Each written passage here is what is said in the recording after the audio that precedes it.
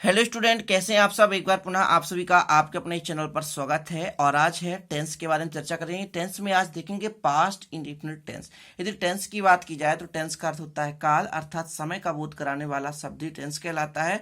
और टेंस के 3 प्रकार होते हैं, प्रेजेंट, पास्ट, फ्यूचर। प्रेजेंट का मतलब होता है वर्तमान काल, पास्ट मतलब भूतकाल और फ्यूचर मतलब भविष्यकाल। इनके भी चार चार प्रकार होते हैं, है ना, और कुल मिलाकर होते हैं टोटल 12। ठीक है, उन 12 में से आज हम चर्चा करने वाले पास्ट इंडेफिनिट टेंस यानी सामान्य भूतकाल। इसको दूसरे नाम जानते हैं सिंपल पास्ट टेंस। ठीक है, सिंपल पास्ट टेंस, सामान्य भूतकाल। क्लियर है। तो पास्ट इंडेफिनिट के बारे में विस्तृत चर्चा करेंगे। अंत तक देखिए, पूरा समझ में आ जाएगा, कोई दिक्कत नहीं। ट्रांसलेट करना हर क्लास में आता है और आपके हर एग्जाम में ट्रांसलेशन आता ही है ना। और वहां पर आप लोगों को दिक्कत होती है। तो अभी चल रहा है टेंस, टेंस के बाद वॉइस और वॉइस के बाद नरेशन, जो भी और ग्रामर पोर्शन होगा मैं करा दूंगा। और बाकी जो भी मैंने कुछ कराया है वो प्लेलिस्ट में आपको मिल जाएंगे, देख लीजिएगा। चलिए स्टार्ट करते हैं। सबसे पहले बात की जाए पहचान की, तो किस वाक्य को हम जानेंगे कि पास्ट इंडेफिनिट टेंस का वाक्य है। तो जिस वाक्य के अंत में क्या हो, या, ये आदि आए तो पास्ट इंडेफिनिट टेंस का वाक्य कहलाता है। क्या आना चाहिए, या, जैसे वह पढ़ाया, वह खिलाया, है ना, वह नचाया, वह गाया, वह बजाया। यदि ऐसे लास्ट में या शब्द आ जाए, है ना, वह गई, वह नहाई, या ऐसे भी शब्द आ सकते हैं, आ, है ना, ई। ठीक है, इस प्रकार शब्द भी आ सकते हैं।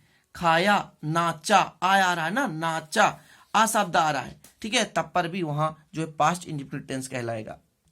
तो क्लियर है ना। या ये ई आ जाए या आ ई ए आ जाए, ऐसा शब्द यदि आ जाए लास्ट में, इसको आप ब्रैकेट में लिख लें, है ना। और लिखते चलें, आप लोग नोट डाउन करते चलें। भले आप पढ़े होंगे लेकिन एक बार पढ़ लेंगे ना तो आपको हमेशा के लिए क्लियर हो जाए। ठीक है ना। तो जिस वाक्य के अंत में या ये ई आ दिया है या आ ई ए आ दिया है तो वो कहलाता है पास्ट इंडेफिनिट टेंस का वाक्य। पास्ट मतलब भूतकाल, इतना याद हो गया। इंडेफिनिट मतलब सामान्य टेंस यानी काल, यानी सामान्य भूतकाल। बात की जाए तो सिंपल सिंपल पास्ट टेंस, ऐसा भी आप कह सकते हैं। तो ये हो गया आपका पहचान। इसके बाद हम बात करेंगे कि इसमें कौन सा हेल्पिंग वर्ब लगता है। हेल्पिंग वर्ब, ठीक है, हेल्पिंग वर्ब। हेल्पिंग वर्ब का हिंदी होता है सहायक क्रिया। क्या होता है, सहायक क्रिया। तो इसमें यदि बात की जाए सहायक क्रिया की, तो इसमें सहायक क्रिया लगता है स्टूडेंट डिड। क्या लगता है, डिड लगता है। ठीक है, डिड लगता है, डिड। और डिड का जो प्रयोग होता है वो सभी कर्ताओं के साथ होता है। ठीक है, सभी सब्जेक्ट लिख देता हूं, सभी सब्जेक्ट के साथ होता है। डिड का प्रयोग सभी सब्जेक्ट के साथ होगा, चाहे एक वचन हो चाहे बहुवचन हो, आई बी यू दे हो या he she it any name single person हो, कुछ भी हो, सभी में डिड का प्रयोग करेंगे। क्लियर है ना। अब याद रखना है, जो डिड का प्रयोग होता है वो कभी भी साधारण वाक्य में नहीं होगा, नकारात्मक और प्रश्नवाचक वाक्यों में होगा। क्लियर है ना। डिड का प्रयोग हमेशा कहाँ कहाँ होगा, नकारात्मक और प्रश्नवाचक में होगा, साधारण वाक्य में नहीं होगा। यदि हम बात करेंगे अफर्मेटिव सेंटेंस में तो बिल्कुल नहीं होगा। अभी हम 3-4 टाइप से सेंटेंस देखेंगे, अफर्मेटिव, निगेटिव, इंट्रोगेटिव। अफर्मेटिव मतलब साधारण वाक्य, निगेटिव मतलब नकारात्मक वाक्य, और यदि बात की जाए इंट्रोगेटिव यानी प्रश्नवाचक वाक्य, तो साधारण वाक्य में डिड का प्रयोग नहीं होगा, वहां पर वर्ब का थर्ड फॉर्म प्रयोग किया जाता है। तो ये 2 नोट है, उसे आप लिख ले कि साधारण वाक्य में डिड का प्रयोग नहीं होता, नकारात्मक और प्रश्नवाचक वाक्य में डिड का प्रयोग किया जाता है। साथ में आपको लिख लेना है कि अफर्मेटिव सेंटेंस में वर्ब का सेकेंड फॉर्म लगेगा। अफर्मेटिव सेंटेंस में डिड का प्रयोग नहीं होगा, वर्ब का सेकेंड फॉर्म लगेगा, जबकि निगेटिव और इंट्रोगेटिव में वर्ब का फर्स्ट फॉर्म प्रयोग किया जाता है। आगे लिख सकते हैं, निगेटिव की बात की जाए व इंट्रोगेटिव की बात की जाए, INTERROGATIVE। इंट्रोगेटिव सेंटेंस में किसका प्रयोग किया जाता है, डिड का प्रयोग किया जाता है। ये नोट है, मतलब इनको जानकारी रखना जरूरी है, प्रयोग किया जाता है। ये क्लियर हो गया। तो आपका ये हो गया क्या, नोट, कि डिड का प्रयोग हम कहाँ करते हैं, अफर्मेटिव सेंटेंस में नहीं करते, निगेटिव और इंट्रोगेटिव में करते हैं। और यदि बात की जाए, और साथ में ये भी आपको लिख लेना है कि नेगेटिव और इंट्रोगेटिव में वर्ब का फर्स्ट फॉर्म प्रयोग किया जाता है। ठीक है ना, वर्ब का फर्स्ट फॉर्म प्रयोग किया जाता है। अफर्मेटिव सेंटेंस में वर्ब का सेकंड फॉर्म, और नेगेटिव और इंट्रोगेटिव सेंटेंस में वर्ब का फर्स्ट फॉर्म प्रयोग किया जाता है। हालांकि यहाँ पर मैंने लिखा था कि साधारण वाक्य में डिड का प्रयोग नहीं होता है, नकारात्मक प्रश्नवाचक में होता है। ठीक है, और यहाँ पर मैंने कहा कि अफर्मेटिव सेंटेंस में वर्ब का सेकेंड फॉर्म होता है और डिड का प्रयोग तो होता ही है निगेटिव इंट्रोगेटिव में, साथ में वर्ब का फर्स्ट फॉर्म होता है। इतना आप लोगों को क्लियर है, नोट डाउन कर लें, ठीक है, या कि आपको माइंड में याद हो कोई दिक्कत नहीं, लेकिन आपको फार्मूला जरूर नोट डाउन कर लेना है। फार्मूले के ही दम पर आप पूरे सेंटेंस का ट्रांसलेट कर पाओगे। तो चलिए चलते हैं फार्मूले पर। तो सबसे पहले आपको अफर्मेटिव सेंटेंस का फार्मूला लिखना है ना। फार्मूला आप लिख रहे हैं, तो सबसे पहले अपन लिखेंगे अफर्मेटिव सेंटेंस। AFF हमने लिख दिया, अफर्मेटिव पूरा नहीं लिख रहे हैं, ठीक है। देखिए सबसे पहले कभी भी अफर्मेटिव सेंटेंस का फार्मूला बनाएंगे, चाहे किसी वाक्य का बनाएंगे, तो सबसे पहले लिखा जाता है सब्जेक्ट। क्या लिखा जाता है? सब्जेक्ट। सब्जेक्ट के बाद लिखा जाता है आपका हेल्पिंग वर्ब। तो हेल्पिंग वर्ब यहाँ पर डिड प्रयोग होगा नहीं, तो सीधे लिखेंगे वर्ब। हेल्पिंग वर्ब क्या होता है? बाद होता है वर्ब, जो भी फॉर्म लगे फर्स्ट सेकेंड थर्ड, वर्ब का सेकेंड फॉर्म। इसके बाद अपन लेते हैं ऑब्जेक्ट, और ऑब्जेक्ट के बाद लेते हैं अदर वर्ड, इसके बाद फुल स्टॉप। ये हो गया अफर्मेटिव सेंटेंस का, है ना, कि अफर्मेटिव सेंटेंस का जब भी फार्मूला याद करना तो इस तरीके से याद करना है। इसके बाद आपको याद करना निगेटिव का। निगेटिव में क्या होता है? नॉट जोड़ना पड़ता है, तो सब्जेक्ट से ही स्टार्ट होगा और फिर आपका जो भी हेल्पिंग वर्ब लगेगा वो हेल्पिंग वर्ब लगाएंगे, इसके बाद नॉट लगाएंगे, इसके बाद वर्ब का जो भी फॉर्म लगेगा तो वर्ब का फर्स्ट फॉर्म लगेगा, इसके बाद ऑब्जेक्ट लगेगा तो ऑब्जेक्ट लगा दें, इसके बाद आपका लगेगा अदर वर्ड, और अदर वर्ड के बाद फुल स्टॉप, ठीक है, फुल स्टॉप लगा देना। क्लियर है? फुल स्टॉप लगा देंगे। तो ये हो गया निगेटिव का, ठीक है। अब आपको इंट्रोगेटिव का, ठीक है, INTERROGATIV इंट्रोगेटिव का अपन निकालें। इंट्रोगेटिव का यदि बात करें तो सबसे पहले डिड का प्रयोग करेंगे। किसका प्रयोग करेंगे? डिड का प्रयोग करेंगे, ठीक है। प्लस लगेगा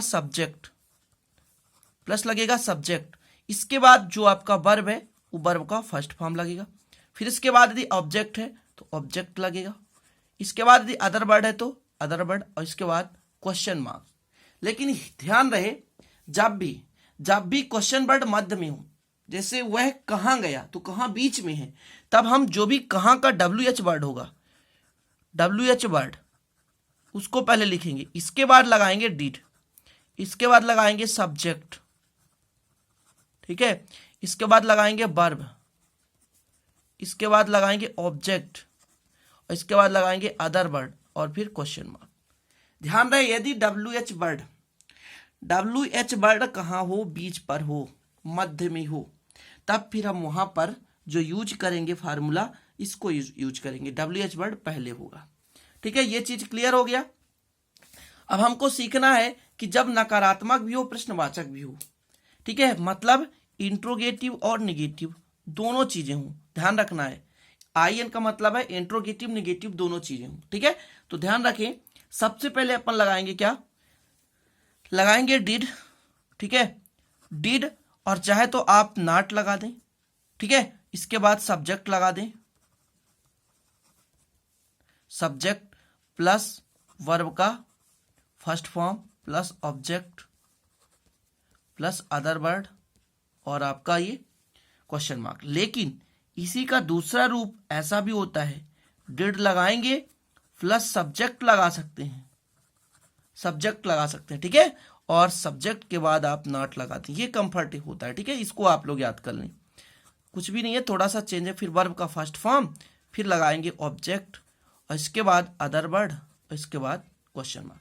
ध्यान रहे कि जब WH वर्ड रहे तो WH वर्ड तो सीधा आ जाए, यदि बीच में WH वर्ड आ जाए, कहां आ जाए? वाक्य के बीच में, तब WH वर्ड अपन क्या करेंगे? पहले ले लेंगे। क्लियर है ना स्टूडेंट? चलिए तो अब चर्चा करते हैं कुछ एग्जाम्पल्स की, है ना, एग्जाम्पल के ही तौर पर आप समझ पाएंगे। तो देखते हैं एग्जाम्पल, कुछ भिन्न एग्जाम्पल मैंने लेकर रखा है, इनका सबका आपको ट्रांसलेशन करना है। देखिए, वह दौड़ा, अब मैंने क्या कहा था? लास्ट में आ जाए, तो क्या मीन्स वह? तो ही मीन्स वह। अब आपका डिड लगेगा नहीं साधारण वाक्य में, तो क्या मीन्स? दौड़ना, रन, रन रन रन, तीनों फॉर्म होते हैं रन, तो ही रन, बस आपका कंप्लीट हो चुका। वह फुटबॉल खेले, ए आ गया ना लास्ट में, ए, तो दे, THEY, सब्जेक्ट लग गया। डिड लगना नहीं है क्योंकि साधारण वाक्य है, तो प्ले का PLEYD, प्लेड फुटबॉल, ठीक है, वर्ब का सेकेंड फॉर्म लग गया, फिर ऑब्जेक्ट लग गया। वर्ब का पहले सब्जेक्ट लगा, फिर आपका क्या लग गया, वर्ब का सेकेंड फॉर्म, फिर लग गया ऑब्जेक्ट, और इसके बाद लग गया फुल स्टॉप। अदर वर्ड तो है नहीं, ठीक है। राम विद्यालय नहीं गया, या शब्द आ गया ना, या शब्द, तो आपका पास्ट का वाक्य हो गया, पास्ट इंडिफिनिट का, तो राम हो जाएगा। अब ये निगेटिव है ना, तो डिड लगेगा, और डिड के बाद मैंने क्या बताया था, नॉट लगेगा। फिर आपका जो ऑब्जेक्ट है, ऑब्जेक्ट स्कूल, सॉरी यहां Ram did not go, go means जाना, गो टू स्कूल, ठीक है, ये आपका फुल स्टॉप हो गया। Ram did not go to school, ठीक है ना। आपका लगेगा सब्जेक्ट, इसके बाद डिड, इसके बाद नॉट, फिर वर्ब का फर्स्ट फॉर्म लगता है। यदि साधारण वाक्य होता है तो वर्ब का सेकेंड फॉर्म लगता है, लेकिन जब निगेटिव वाक्य है या प्रश्नवाचक वाक्य है तो वहां पर वर्ब का फर्स्ट फॉर्म लगेगा। क्लियर है ना। अब यहां पर आ गया, क्या सोहन चावल लाया, तो क्वेश्चन वर्ड पहले है, तो इसका WH क्या का मतलब व्हाट नहीं लगाएंगे, ठीक है ना। तो यहां लगाएंगे डिड सोहन, डिड सोहन, ठीक है ना। वर्ब का फर्स्ट फॉर्म क्या मिस लाना, तो ब्रिंग मतलब लाना, BRING, ब्रिंग राइस, RICE, और question mark, did Sohan bring rice. Clear है। चलिए अगला, वे कहां गए। अब देखिए WH कहां है, बीच में है, तो वे कहां, तो क्या मिस कहां, वेयर, WHERE, वेयर, फिर लगेगा डिड, क्वेश्चन वर्ड पहले मैंने WH वर्ड पहले लगा दिया मैंने, है ना, WH वर्ड अर्थात क्वेश्चन वर्ड, पहले वेयर लगा दिया मैंने, फिर लगा दिया हमने helping verb, where did they, और वर्ब का कौन सा फॉर्म, फर्स्ट फॉर्म, और आपका क्वेश्चन मार्क। वे क्यों नहीं जाएंगे, वे क्यों नहीं जाएंगे, तो देखिए क्यों भी है, नहीं भी है, तो WH पहले आप लगा दी, क्यों, व्हाई, फिर डिड, चाहे सब्जेक्ट के बाद नॉट लगाए, चाहे सब्जेक्ट पहले कोई, ही डिड नॉट, ऐसा भी आप लिख सकते हैं ना, ही डिड नॉट, ऐसा कर सकते हैं ना, बिल्कुल कर सकते हैं। ही डिड नॉट, ये क्वेश्चन टैग होता है, या आपसे ना बने तो ही डिड नॉट कर दें, ही डिड नॉट दे जाएंगे, क्या मिस जाना, गो मतलब जाना। तो इस प्रकार से आप ट्रांसलेट आसानी से कर सकते हैं। अगला देखें, इसका ट्रांसलेट करें, वह दौड़ में पहला आया, मतलब प्रथम स्थान लाया, है ना, फर्स्ट प्लेस जिसको बोलते हैं। तो ही क्या मीन्स वह, तो ही, ठीक है। अब देखिए साधारण वाक्य है तो डिड का प्रयोग तो होगा नहीं। ही कम केम, कम वर्ब का सेकंड फॉर्म, आना, CAME, ही केम, ठीक है। कौन सा स्थान, फर्स्ट, कौन सा स्थान, फर्स्ट, FIRST, फर्स्ट, ये ऑब्जेक्ट हो गया। किसमें, इन द रेस, मतलब दौड़ में, इन द रेस, ये हो गया आपका। अगला हमें, ईश्वर हमें बचाया, तो क्या मीन्स ईश्वर, स्टूडेंट, गॉड, गॉड, क्या मीन्स बचाना, सेव, सेव का second form saved, God saved us, हमें, तो ईश्वर ने हमें बचाया, ठीक है। मुझसे उसने पूछा, यदि मैं आपसे कह देता मुझसे उसने पूछा, उसने पूछा, ठीक है। चलिए इसका आपको बताना है, तो मुझसे उसने पूछा, तो यहां पर मुझसे पहले वाक्य नहीं लगेगा, तो ही वह, ठीक है।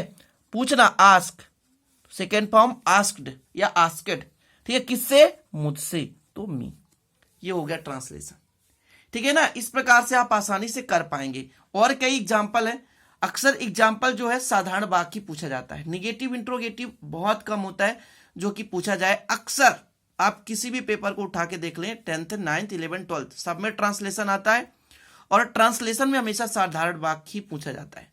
और आपको जब डू एज डायरेक्टेड में आता है कि change to negative, change to interrogative, change to passive voice, change to past perfect tense, तो वहां पर टेंस चेंज करने को आता है। तो जब आपके सारे टेंस कंप्लीट हो जाएंगे ना, तो हाउ टू चेंज आप टेंस, कैसे चेंज करेंगे आप टेंस, उसको भी मैं सिंपली से आपको करा दूंगा, ठीक है ना, सिंपल तरीके से आपको समझ में आएगा, ठीक है। तो इस प्रकार से आपसे बन जाने चाहिए। कुछ और प्रमुख एग्जाम्पल समझ लेते हैं, क्योंकि जितना आप एग्जाम्पल करेंगे ना उतना ही आपसे टेंसेस बनेगा। तो वह शांत रहा, क्या मीन्स वह, तो ही, ठीक है ना। रहना, जब शांत की बात आए तो चाहे आप रिमाइंड लिख सकते हैं या कीप, केप्ट, केप्ट, तो आप लिख सकते हैं या साइलेंट लिख दें, ठीक है ना। देखिए तो रहना क्या मीन्स रहना, कीप नहीं रखना होता है, तो सेकेंड फॉर्म हो जाएगा केप्ट, ये अच्छा रहेगा, केप्ट। शांत, quite, QUIET, he kept quite, ठीक है ना, वह शांत रहा। हाँ आ शब्द आ गया ना लास्ट में, he kept quite, he kept quite, वह शांत रहा। अगला, उसने मुझसे झूठ बोला। उसने मतलब ही, देखिए ही मतलब वह होता है, ठीक है ना, लड़की के लिए लड़का के लिए भी, लेकिन उसने जब शब्द आ जाए, उसने भी हम ही लगाएंगे, ठीक है ना, ही मतलब भी उसने ही होता। उसने ही, झूठ बोलना, क्या हमें झूठ बोलना, लाई, LIE लाई। अब यहां पर यदि डी लग जाएगा तो ये सेकेंड फॉर्म बन जाता है, ठीक है, किससे, टू मी, यानी मुझसे, ही लाइड टू मी, क्लियर है। अगला, मैंने यह अनुभव से सीखा है, ठीक है ना, यानी मैंने, क्या मिस मैंने मतलब आई, ठीक है ना, क्या मिस सीखना, लर्न मतलब सीखना, कहां से सीखा, एक्सपीरियंस से। तो यहां पर लिखना है, क्या लिखना है, ILEARN, लर्न होता है, और जब इसमें टी जुड़ जाता है तो सेकेंड फॉर्म बन जाता है, लर्नड, ठीक है। क्या, दिस एक्सपीरियंस, है ना, लेकिन अनुभव से मतलब क्या होता है, फ्रॉम, FROM, फ्रॉम मतलब से होता है, किससे, एक्सपीरियंस, EXPERIENCE। थोड़ा मीनिंग पर जरूर ध्यान देना, मीनिंग गलत नहीं होना चाहिए, नहीं तो नंबर जरूर कट जाते हैं। उसे गुस्सा आया, फिर यहां पर उसे आ गया, उसे में क्या लगाएंगे, तो जब भी उसे या उसने शब्द आ जाए, जब भी उसे या उसने शब्द आ जाए तो हम लगाएंगे ही। प्राप्त करना, आना, गेट, तो गेट का सेकेंड फॉर्म होता है गॉट, ही गॉट, क्या आया, गुस्सा, ANGRY, एंग्री, ठीक है ना। चलिए, घंटी बजी, द वेल, VELL, वेल यानी घंटी, ठीक है, WELL नहीं करना है, ठीक है, वेल, रिंग रंग, रंग, ठीक है, तो रिंग फर्स्ट फॉर्म होता है, बजाना, तो रंग हो जाएगा RANG, ही रैंग, ठीक है, रैंग, ये हो गया। यह पुस्तक मैंने मुंबई से खरीदी, आई, मैंने खरीदा, क्या किया, खरीदा, BOUGST, सेकेंड फॉर्म, ब्रिंग ब्राट वाट, ठीक है, ब्रिंग मतलब खरीदना, या ब्रिंग नहीं लाना, बाय वाट, सॉरी, बाय मतलब खरीदना होता है, BU बाय, वाई वाट बाट, और ब्रिंग मतलब लाना होता है, ब्रिंग ब्राट होता है उसका, तो वाई वाट, आई वाट, मैंने क्या किया, खरीदा, क्या खरीदा, यह बुक, तो THIS, यह बुक, ठीक है, तो यहां सब्जेक्ट क्या हो गया, आई हो गया, वाट एनी मतलब खरीदा, दिस बुक ये ऑब्जेक्ट हो गया, और कहां से खरीदा, तो मुंबई से, यानी इन मतलब में और मुंबई, ठीक है, तो ये हो गया आपका ट्रांसलेशन।